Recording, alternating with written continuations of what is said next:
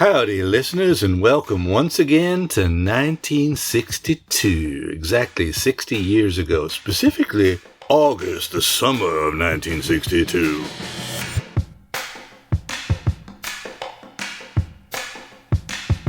Yeah, the Beatles were getting ready to record their first EMI single.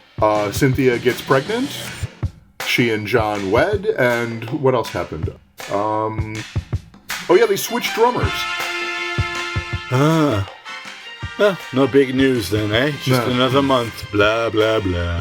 How did they keep their heads together through all this emotional rock and roller coastering? Oh, well, it was clearly stressful for them.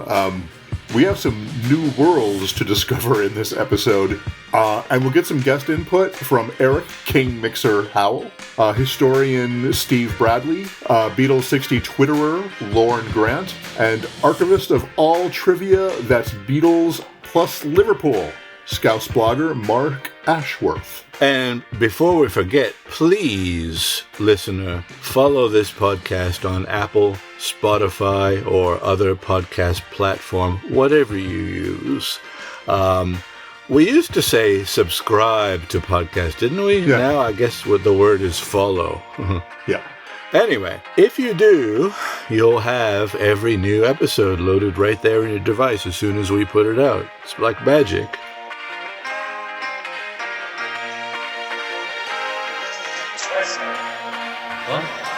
Twisted. Dig it.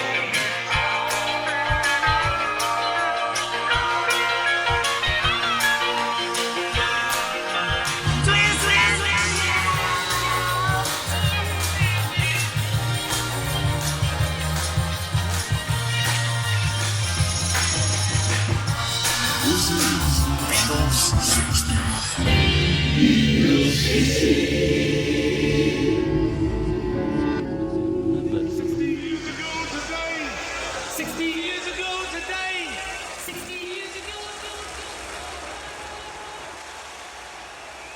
Hi, I'm Andrew Martin Adamson. Call me Andy. And I'm Larry, also known as Lawrence, also known as Rents. So, the Fab Four, really are entertaining some new roles and finally have their classic John, Paul, George, Ringo lineup. Woohoo! Oh, yes. And maybe it suddenly felt like a whole new world. And you might think that they knew what the second half of 1962 would bring. But of course they didn't. This must have been a very nervy, stressful time for Brian, certainly, for Cynthia, certainly for Pete and Ringo. You know how it is. Change is inevitable in life. And even good changes can cause stress. And for Pete, it wasn't a very good change at all. So where are we going? Where are we going? Where the fuck are we going? We want to emphasize right here and now about the summer of 1962 that the group had high hopes about recording their first singles, but there were doubts too. Would they be forced to release How Do You Do What You Do to Me? I wish I knew. Okay. Dun, dun, dun. Would their new drummer be allowed to play on this single when they get back to Abbey Road Studios, or at the time it was called EMI Studio this or that? Mm-hmm. Was national fame even possible? These were open questions, and it's a big mistake, we think. If you're going to try to put yourselves in the Beatle boots at the time, it's a big mistake to say they were on the cusp of stardom. Yeah. Even in the case of Pete, to say, oh, poor guy, he'd right on the cusp of stardom. He didn't know that, you know? They certainly didn't know that yet. None of them. And most of the UK had still never heard of them. Yeah. And if you really want to understand their minds, their experiences, their behaviors, their situations, then you have to imagine that you don't know either what lies ahead. Put on your summer 1962 hat. Put on your 62 hat. That could be a song. Yeah. We'll write it. Okay. Yeah. So, let's play that Where We Going music. Yeah.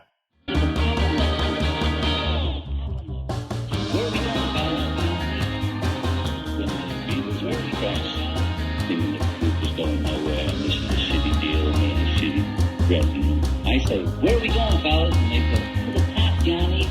And I say, "Where's that, fellas?" And they say, "To the toppermost of the toppermost." I say, "Right. Cheer up. To the top, Johnny."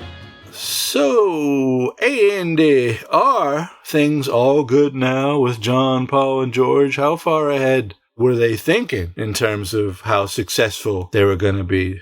You know, how close did they feel like they had reached the toppermost? Well, probably not the toppermost yet. It seems like, there were ups and downs in pretty much every area. I mean, being signed and looking forward to their first single and a new drummer, these were all great. But there was some disagreement about song choice, like you said, about which drummer would be allowed to play. On top of it, John was about to abruptly get married, which he didn't know 2 weeks earlier. I'm not sure they were thinking a whole lot about exactly how successful they would be in the future. Check out what Lauren Grant had to say about that.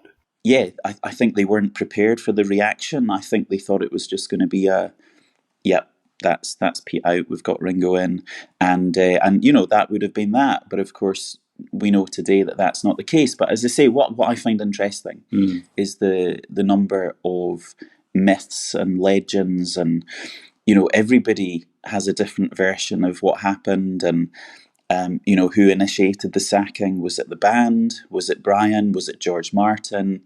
They all denied it, that it was them. Mm-hmm. And obviously because, it was quite a poor thing to do. But even at the time, the band themselves, they had no idea that they were, on the edge of being, the biggest thing in the world. That's it. Yeah. Yes. And without, knowing that was going to happen, they were just changing their drummer. And as I say, it was done so often back in the day that, if the Beatles had gone on to have a couple of hit singles and then disappear, we certainly wouldn't be talking about it. But then, he had been playing with them for a couple of years.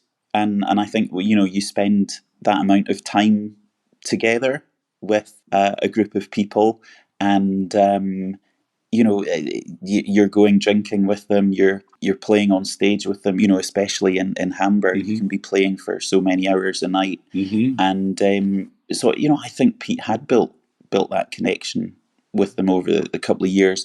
And then, as I say, it's all about these myths, he didn't hang out with the guys after the shows. And then if you dig a bit into it, you find that that's untrue. I mean, he and John were drinking buddies. Mm-hmm. John would stay over at Pete's house after gigs in Liverpool. When Stu Sutcliffe was getting what in Scotland we would call a doing or a beating outside Latham Hall, it was John and Pete who came to his rescue. Mm. So, I think Pete did have that connection, and that's I think where it is such a mystery to me, because it's you are kicking out somebody that you'd been working so closely with and spending so much time with over that 2-year period, and I think we'll never understand what really happened. Okay, well, before we get to the shotgun wedding, the studio tension, and finally our appreciation of Pete, Mona, and Neil, I want to point out quickly that all the guest excerpts here come from our unproduced monthly live extra show for members. That's where we got that. For members. For members. For members only, yeah. That's where we got that Lorne bit. Yes. The full interviews are informative and give us fresh insights into this Fab Four story. And Denise A. Lapola is here again to tell you how easy it is to become a member. Andy and Larry appreciate those who listen all through the regular podcast episodes. So we have a new, very cool bonus for you, an exclusive monthly event called Beatles60 Live. The live show is audio, not video. First weekend of every month, membership is free and audio access is free. It's all free and easy. This audio doesn't appear in the normal podcast feed, but you can access it from anywhere in the world by signing up for Beatles60 Live. Once you sign up, you'll see how easy access is.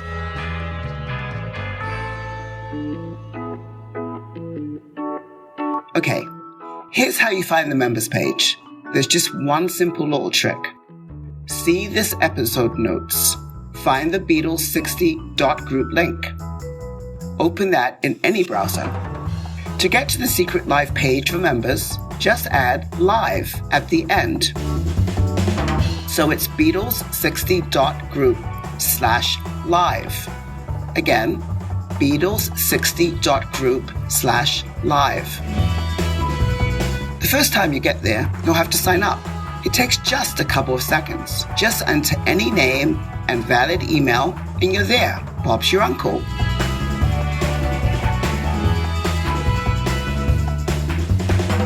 It's that straightforward. Got it?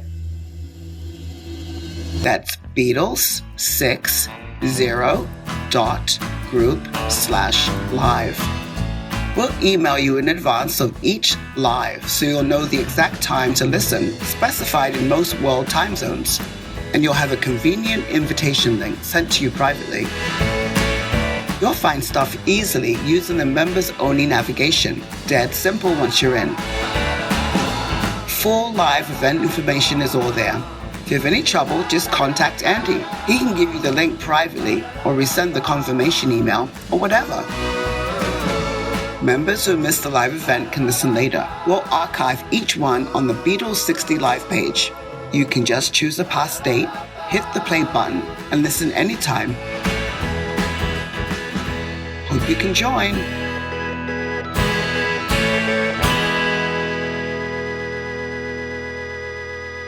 I just want to add that your email address is safe with me. I'm the only one who will email you no more than once a month to announce each event, and it's easy to unsubscribe. You have my word. Andy is trustworthy. Come and join our little insider community. Yes. Okay, that out of the way now. So what's coming up in our show? First, we have Cynthia, John, Brian, and then what's second, Andy? EMI, the Beatles, and Ringo. And then finally, we have Appreciating Mona, Pete, and Neil. Which we do. For John, the kind of question that occupied his mind this summer, 1962, was like where he and Cynthia and the new baby were going to live, personal stuff. John must have had so much on his mind, both personal and professional. It reminds us again that the Beatles really wouldn't have made it without Brian. He understood the kind of support John and Cynthia would need, didn't he? Yeah, the wedding news was pretty sudden. By most accounts, Cynthia told John about her pregnancy. It must have been about after the first week of August, call it around the 7th or 8th. Mm-hmm. So while most of his time had been spent thinking about writing new songs, recording them, getting Ringo aboard, this was a major distraction. How do you plan a very quick wedding? And in terms of the Beatles, how do you deal with the fact that you were going to have a member who was now unavailable to the female fans? John would actually tell Hunter Davies in 1967 that he thought it would be the end of the group, that everyone said so.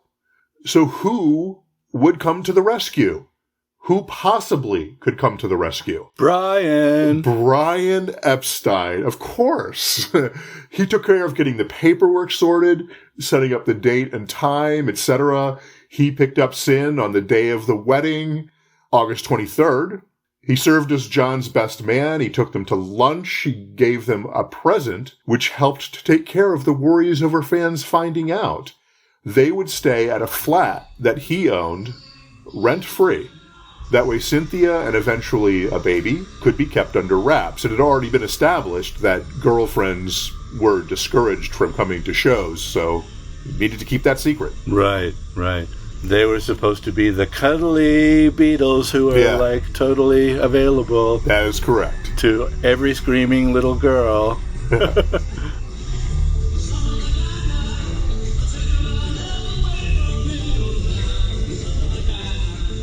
I just wanted to say, like, Hey, we do see John still like a little wise guy, like a teen in a way, but He was 21. I mean, that's pretty young. yeah, I mean, in a past episode we said he was like a child until after the LA Right. Lost weekend, and then he really grew up, right before his what would turn out to be his last album with Yoko. Yeah. But August, the summer of 1962, we certainly see him having to at least pretend not to be a child. Yeah. Now that they're sort of members of society, kind of, in a way. They're recording in London and having babies and stuff. Just sort of came to mind. I don't know where I'm going with that. When we're psychoanalyzing like this, like we don't really know, we don't know how mature or immature John was, but like people say in other podcasts, we do know these are people who we know more about them than almost anybody in the world. Right, exactly. As Cynthia was gestating Julian in her womb, EMI was gestating the Beatles on vinyl. Did you like that segue? That's very nice. They were going on vinyl. I mean, the Beatles proper, without Lou Walters or Tony Sheridan, preparing for their first major label singles. Kind of a big deal in terms of studio drumming experience. Was there really any difference? Do you notice when I do this, I'm modeling myself a little bit on that character that Martin Short does. What is it? Oh, yeah. Is it really? Yeah. Was there really any difference? Oh, tell me what. Was there really any difference between Ringo and Pete? Well, neither of them had very much experience to speak of. They had both done a day or two of really primitive studio recording in Hamburg, but nothing even remotely on the scale of being in EMI studios. And it bears repeating that George Martin had no intention of using Pete nor Ringo on the recordings. He planned to and did bring in a studio drummer for the September recording dates. Unfortunately, for the sake of history, it's Pete who ends up taking a hit because of the Love Me Do recording that ended up on the anthology. And Eric Howell and I talked a bit about this. Let's listen. Love Me Do on the anthology. Yeah. That kind of gets right to the point, doesn't it? I give Pete a big break for that. He wasn't used to being in the studio, and he made a mistake. Well, okay. I mean, I like Pete a lot, so it's like, Right. I mean, also, unfortunately, in the confines of our discussion, there's really not time for me to make it clear, but I'll try right now in a second, just by saying I too love Pete Best. I am not by any means a Pete Best detractor. It's just when people start bashing Ringo or saying like, why do they pick Pete out? It's like you got to look at some of the data. But Pete Best will always be my hero in that he survived and continues to survive. You're up against it now, buddy, because when he left that band for whatever reason, you would have no idea in real time that this is something that's going to haunt you for the rest of your life. I love Pete too. One thing is that Ringo seemed to be more of a buddy, with our boys than Pete, who was said to spend a lot of time on his own, not hanging out. So, okay, so they were, people talk about this, that they fit, and like Pete was a loner and Ringo certainly isn't. Now, what about though, just purely playing, from the three front Beatles perspective, what was the actual difference in the feel of the two drummers? Well, there seems to be some agreement out there that in terms of the drumming, that Pete was kind of stuck in one style, which was great for the rock and roll they had been doing early on in Hamburg, but that he had not really adjusted to being able to play the styles of something like a Bésame Mucho or the girl group songs the Beatles were now playing. Ringo had far more live experience going back much farther in time than Pete had been playing. He was able to do those things. Here's some more from Eric Howell. It must have been such a kick for Paul and John, George as well, but like for them to be playing some song that they've been playing a lot with Pete and suddenly Ringo's behind the kit, and they're turning to each other and like, oh yeah, like this is how it goes, man. He figured out a way to sort of propel the songs that they were performing, both cover songs and then with their originals. He propelled those songs with his drumming instantly. How does She Loves You start? Yeah. Like that's how it starts. He rolls you into the chorus of that song, and with a love like that, right? Like all of that stuff Ringo was doing, Pete Best wasn't creating those kind of things, and he could cut you up with some humor. We'll never know whether Pete could have adapted to studio recording to the extent that Ringo did, if given the same chance. But we kind of can guess, can't we? No disrespect. Yeah, I agree. I mean, like I think I said to you once before, I think it's a bit like what happens with Stu, right? People talk about how he wasn't a good bass player. But you're comparing him to Paul freaking McCartney. You know, how fair is that, right? You know, Pete gets compared to Ringo, and to this day, drummers will tell you how innovative and influential Ringo was. It's hard to beat that. Yes. There's so many levels of proficiency with your instrument and whatever, you know? Yeah. That, like, when we say so-and-so was better than so-and-so, sometimes the first so-and-so is just like top of the industry, top of the game, you know? Yeah. Whereas the other one's like a million very good players, you know? Yeah, right. Yeah. And what's known about how quickly the others adapted, John, Paul, and George? How did they adapt to being studio musicians? Well, it was a steep learning curve, that's for sure. But they were really lucky. They had a great teacher in George Martin. You know, very simple things like him telling John and Paul that Please Please Me needed to be doubled in tempo from its original form in order for it to be a viable single. My personal thought would be that Paul was likely the fastest to really get into the studio, followed by John. I mean, definitely over the course of their whole thing, that happens. Yeah. Right? That's documented. Yeah. Although John learns his way. It's another case of where, like, if Paul wasn't, like, really great at doing production, you know, which he is, you know. Yeah. And even he's not, like, the best producer in the world, you know. But, like, even still, John is in the top 1,000 somewhere, right? Yeah, and I'm just thinking about this right now, this second, that with George Martin, you had Paul and George Martin being able to, like, they were on top of the music. George Martin knew music. Paul was really interested in getting to know more music. John and George Martin, what they had in common was experimentation, you know? So it just worked great. It worked great, yeah. Yeah.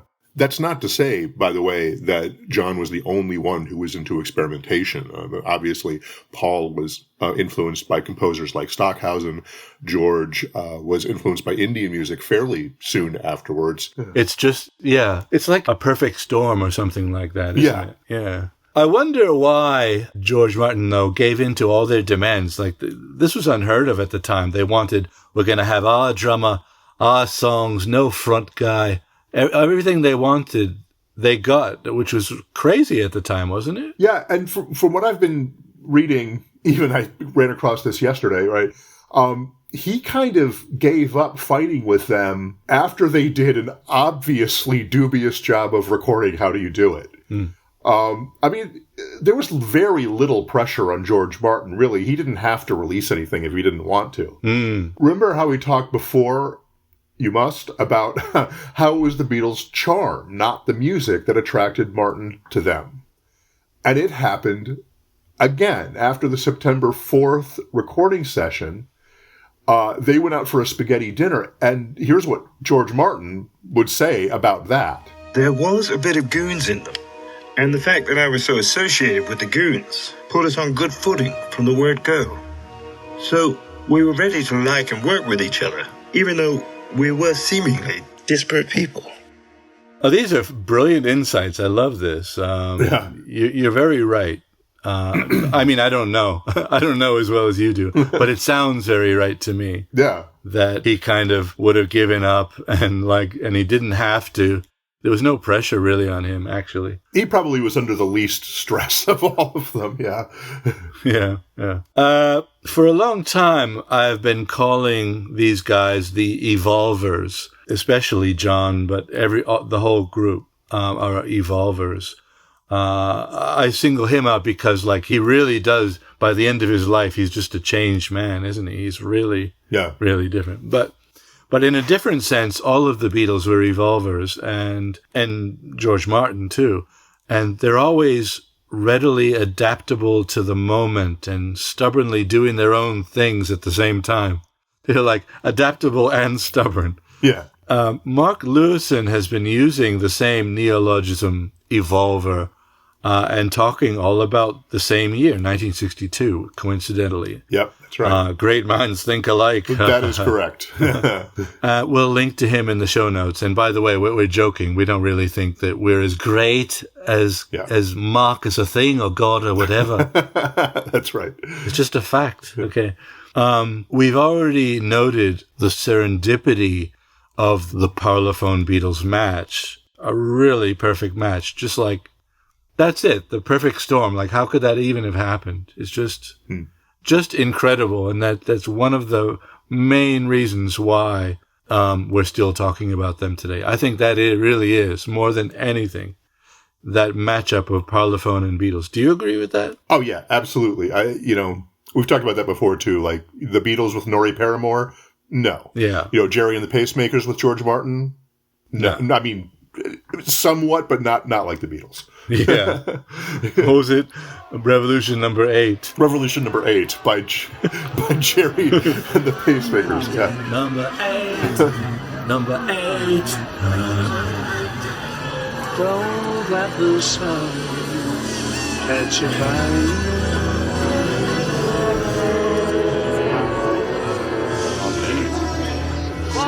So, what were we talking about? Serendipity. We see the roots of their collaborative genius, even now, right at the very start, in EMI's willingness to allow the Fab Four to keep marching to the beat of a different drum, to insist on their differentiation from competing artists. They've always done this. First, different from other groups in the live scene in Merseyside, always choosing B-sides and the latest girl groups. That meant everything to them. That was their trick. That was their modus operandi. Yes. Come on, John, let's go find the latest from the Shirelles or from Gough and King. And now we see them differentiating themselves from everything that's in the UK singles chart. Yeah. Baby, you can't catch me, 'cause if you get too close, you know I'm gone like a cool breeze. Wake up. 1, 2, 3, 4. Here's the turnpike in the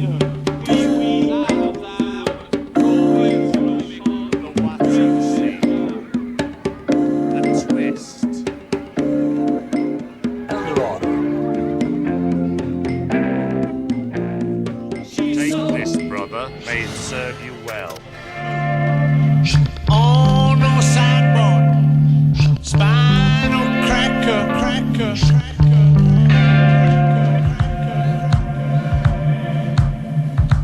Hold you in his object, you can.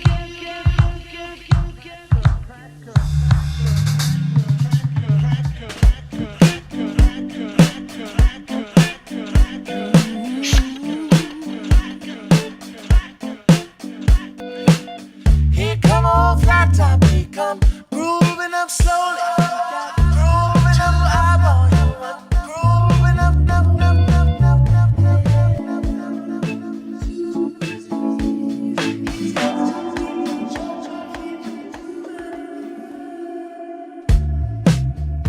All right, now from Abbey Road in London, back up to Hayman's Green, West Derby, Liverpool.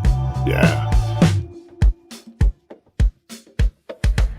I had been thinking of Mona as the midwife at the birth of the Beatles, but that is wrong. because that's Alan Williams. He really was the one who helped birth them in 1960, right when they got the name The Beatles. Yeah. But at the start of what we covered a year and a half ago, the Beatles just returning from Hamburg for the first time, rising in the scene of dance events at Liverpool dance halls in various suburbs of Liverpool, starting famously the night after Boxing Day at the end of 1960 at Litherland Town Hall. And Mark says even before that, the night before or whatever, at the Casbah. Right. And then all over Merseyside, all through 1961, Mona and Pete handled the Beatles' bookings. And like Mark says, our Mark Ashworth, not Lewison, right, says, the other three couldn't have done that themselves, They just weren't those kind of guys who could be on top of shit like that. Right.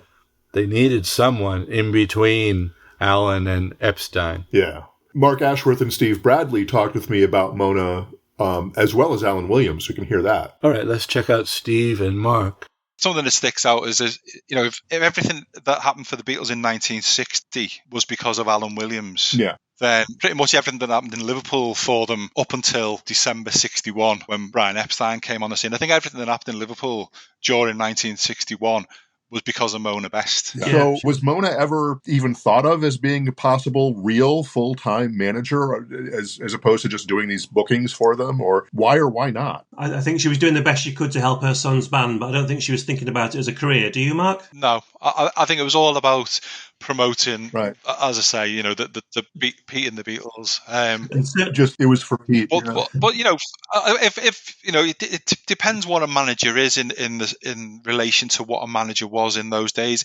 If it's somebody who manages a band and finds them work, on stage, then absolutely that was what she was doing. If you're talking about getting them a record deal or something, then no. But she did try and get them on radio and television and stuff. So she wasn't solely limited to stage work, playing dance halls and stuff, stage work. Yeah, but it was Mona that got them on the radio, wasn't it? BBC Radio in Manchester in early '62. Yeah, she was the driving force behind that. Yeah, absolutely. And I raised this topic because 60 and a half years ago, the Beatles had new management, which was Brian.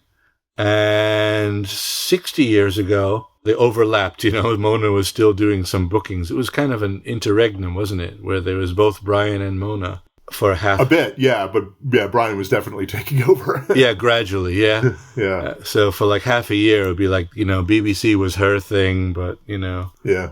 But she had a new baby and closed down the Casbah 60 years ago. And it was the end of an era 60 years ago this summer in August. The end of an era that had to happen. It was a necessary era that year, 1961. Mm-hmm. Without their efforts, it seems reasonable to assume that the Beatles could have said screw it and found day jobs at any point in 61, really. No single step explains their eventual success, but talk about puzzle pieces. Yeah. Each puzzle piece had to be there, and Mona was definitely one. And the world owes Mona and Pete their due appreciation. Absolutely. What can you tell us about the gig booking role of Pete and Mona leading to this point? Well, for more than the last year, Mona and Pete had been doing the bookings for the Beatles. Mona Best, the first female music promoter possibly in the world, had begun Casbah Promotions in order to get them more gigs, not just at the Casbah Coffee Club. Mark Ashworth also talked about how important Mona was in getting the Beatles into the Cavern Club, which of course looms quite large in their legend. Oh yeah. This is it. This is an interesting thing, and I think this is something that's overlooked. And I'm glad you mentioned that, Steve, because what's is sometimes overlooked is the part that Mo played in getting the Beatles on the Cavern. Yeah, she was very good at promoting the Beatles. She thought of it as her son's group, and that's probably how she sort of talked about them when she was approaching promoters. But the owner of the Cavern, Ray McFall, says that the first time he'd ever heard of the Beatles was when Mo rang him up and asked him if he would book them, because they were drawing big crowds in at the Casbah and St. John's Hall, and they were going down really well. So he said he'd think about it. And then I think simultaneously Bob Wooler, who was the Cavern DJ, and he'd also been at Litherland Town Hall, started mentioning them as well. He'd seen them at Litherland Town Hall and said they were filling venues all over Liverpool, which wasn't strictly true at that point, but where they were playing, they were selling out. So when she rang him, and again, he said yes. Some will say it was Bob Wooler, some will say it was Mo Best, but I think the combined efforts of the two of them, he was hearing it from two people, Ray McFall. So he gave them their debut on the 9th of February 1961 at a lunchtime booking. They went down well. Ray McFall tried to get them again. So once again, it was Peter who had the diary out and handled all the bookings, and he liaised mainly with Bob Wooler, I think, to get this organised. Yeah, and that's a great point. A lot of people don't probably know that. Yeah, that was a surprise to me when I first read it. Yeah. Just to be clear, by the way, Pete's departure did not really play a role in the end of the Casbah Coffee Club, like you might think happened. Oh. Mona's mother, Pete's grandmother, who lived with them at 8 Hayman's Green, had passed away in June of 1962, and by the end of July, Mona had acquired the full-time job of raising a newborn. One of our favorite people, by the way, Rogue Best. And of course, there's another element of stress happening around this time, since Rogue's father was Neil Aspinall, who worked for the Beatles. Yeah, think how awkward it must have been for Neil to handle the situation he was suddenly thrust into between family and Beatles. I don't know. I don't really. Do you know what's known about that? I'm not sure that we have an absolute answer to that. There are some conflicting stories out there. Pete remembered at one point that he tried to persuade Neil to stay with the Beatles. But Neil would remember that Pete was somewhat put out by the fact that he wouldn't stay with Pete to drink the afternoon of the deed because he still had to drive the van that night. I'm not sure we know too much about the private life of Neil Aspinall, and that's fair enough. But he did have to deal with raising a son within the Best family as well as working for the Beatles, which he did all the way till the end.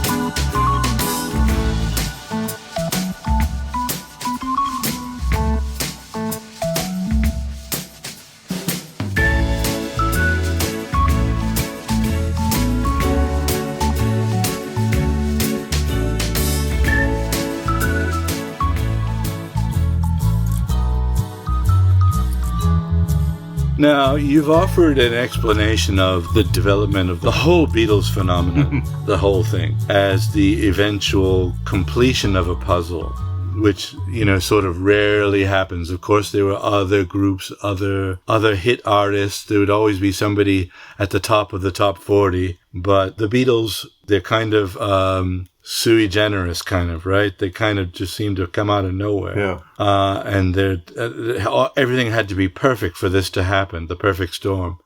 But not a storm, a puzzle, the perfect puzzle. The perfect puzzle, yeah. With all the right pieces in place. This is your thing.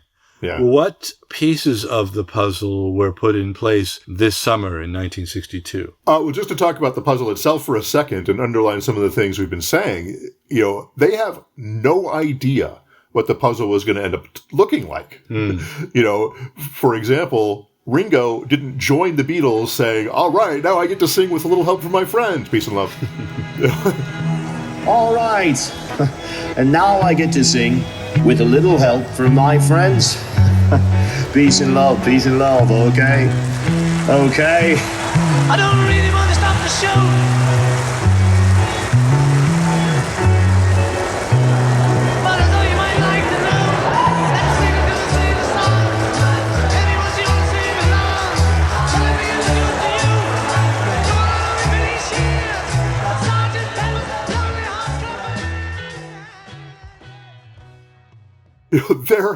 their rise to the level of being a historical phenomenon that people are still writing and talking about 60 years later. Somebody's doing that, at least. It was nonsensical, except maybe in the mind of Brian Epstein. But two huge pieces of the puzzle were happening right now.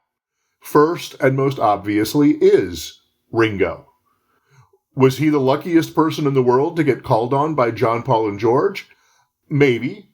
But they were just as lucky to get him. Second, I think, is the drawing of George Martin into the web of charisma that they were spinning. It doesn't seem likely that any other producer, like we were just talking about, Norrie Paramore, for example, he would not even have taken Our Boys. Yeah. Nor would any others have been so open to the experimentation. Even if the EMI chiefs were pushing him. Right, yeah. Or punishing him, as it were. So that's right. So it's like a puzzle where you can't see what you can't see the cover of the box, what it's supposed to look like in the end. Yeah. Right. Which is like, so you talk about the puzzle. My thing is it's like evolution. Right. But the past and history is literally evolution, really, So, and so things have to happen, but they don't know why. Yeah. They don't know what eventually will come of it. But yeah, that's it. So the addition of Ringo now and the addition of George Martin, just two huge steps toward what we're going to find out in the future that we don't know yet. Yeah. The summer of 62 was transformative, stressful, but like you say, it set the foundation for their future. I just want to beg everyone not to distort the real situation they were in at the time, because even us with our talk right now, let's stop saying that they were on the verge of stardom or the cusp of fame. Nobody knew that at the time, and when we who look back try to bend the timeline, we're adding to each other's ignorance. They had hopes, certainly, because this is their chance to get on the charts, but they certainly had doubts. It's formidable, to get to number one is a big fucking deal. Yeah, right. And all we can really say in hindsight, the pieces were really coming together. Hey, I think we're running out of time here. Oh, yeah. So it's that time. Larry, it's great talking to you again. Thanks to everyone for listening. Hope you're looking forward to more. Larry, who else do we need to thank? Let's see. Praise be to Denise A. Lapola and our guests, Steve Bradley, Mark Ashworth, Lorne Grant, and Eric Howell. Actually, triple thanks to Eric. Yeah. He kindly produced the episode before this when I was unavailable. I wasn't sick, by the way. Everyone's saying I was sick. I wasn't. We tried to say that you weren't sick. We tried to say, no, everything's okay. You're working. Anyway, everyone, I'm okay. And Eric added the voice of George Martin and Ringo to this episode. Yep. And those are amazing, always. And by the way, just ladling it on here. Pile it up on the platter. By the way, Eric King Mixer Howell and his wonderful cast have just released episode 4 of their audio drama, A Day in Their Life, and we got to experience it in advance of its release. Yes. Oh my gosh, it was a trip. It really is like a must listen. It's must listen radio. I'm not just blowing smoke here. It's like King Mixer is the fifth Beatle. Am I overstating it? Okay, that's fair. Quite a talented lad he is. Yes. Fifth Beatle, King Mixer. Yeah, that works. Fifth Beatle. Well, maybe Billy Preston. I don't know. Well, there's links to this and the blogs of all our guests in the show notes, as usual. Be well, Andrew. Laters.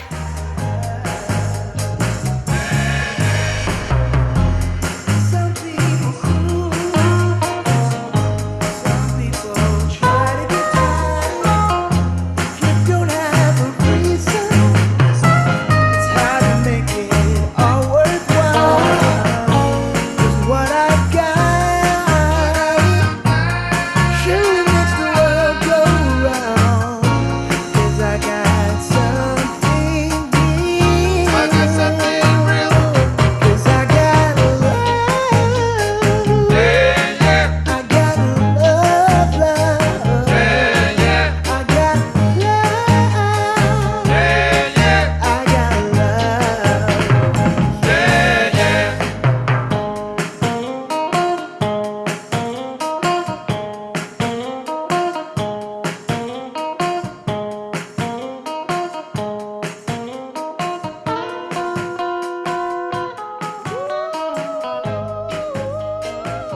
We're in 97 megahertz in stereo. And now, a message from our sponsor.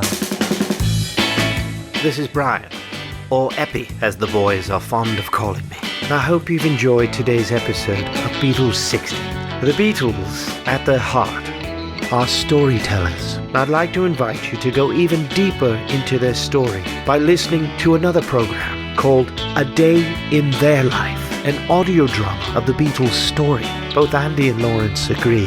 It's simply marvelous.